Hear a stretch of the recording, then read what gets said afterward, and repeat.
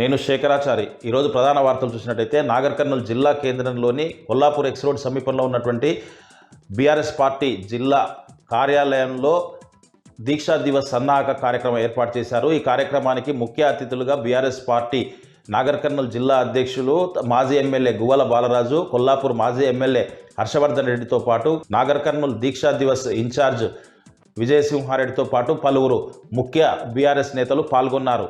ఈ సందర్భంగా మీడియా సమావేశం ఏర్పాటు చేసి నాగర్ కర్నూలు జిల్లాలోని నాగర్ కర్నూలు, కల్వకుర్తి, కొల్లాపూర్, అచ్చంపేట నుంచి భారీ సంఖ్యలో బీఆర్ఎస్ శ్రేణులు దీక్షా దివస్కు 29వ తేదీన తరలి వచ్చి విజయవంతం చేయాలన్నారు.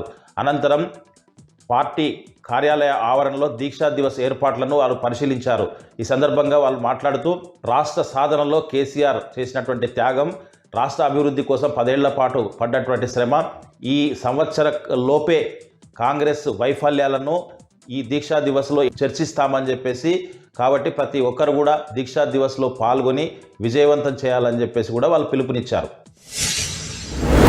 మరొక వార్త చూసినట్టయితే జిల్లా కోర్టు ఆవరణలో రాజ్యాంగ అమలు దినోత్సవం సందర్భంగా జిల్లా న్యాయ సేవా అధికార సంస్థ ఆధ్వర్యంలో న్యాయ విజ్ఞాన సదస్సును ఏర్పాటు చేశారు.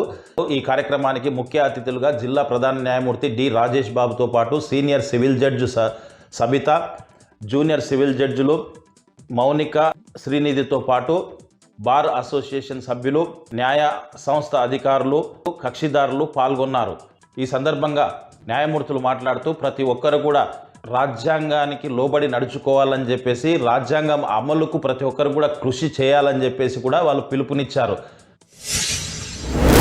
మరొక వార్త చూసినట్టయితే కోడేరు మండల కేంద్రంలో పురాతన ఆలయం, కాకతీయులు నిర్మించినటువంటి ఆలయం, ఉమామహేశ్వర ఆలయం వెనకాల ఉన్నటువంటి వినాయకుని విగ్రహాన్ని దుండగులు ధ్వంసం చేశారు. గుప్త నిధుల నెపంతో ఇప్పటికే గతంలో కూడా ఇక్కడ ధ్వంసాలు జరిగాయని చెప్పేసి, ఇప్పుడు తాజాగా రాత్రి కూడా తెల్లవారుజామున ఈ ధ్వంసం చేస్తున్నటువంటి క్రమంలో శబ్దాలు విని చాలామంది కూడా కేకలు వేయడంతో ఆ దుండగులు అక్కడి నుంచి పారిపోతున్నటువంటి విజువల్స్ సీసీ కెమెరాలో రికార్డ్ అయ్యాయని చెప్పేసి, ఈ దుండగులను వెంటనే పట్టుకొని గుర్తించి కఠిన శిక్షలు విధించాలని చెప్పేసి కోడేరు మండలానికి చెందినటువంటి గ్రామస్తులు పెద్ద ఎత్తున ఆందోళనకు దిగి నిరసనలు వ్యక్తం చేసినటువంటి పరిస్థితి కోడేరులో కనిపించింది.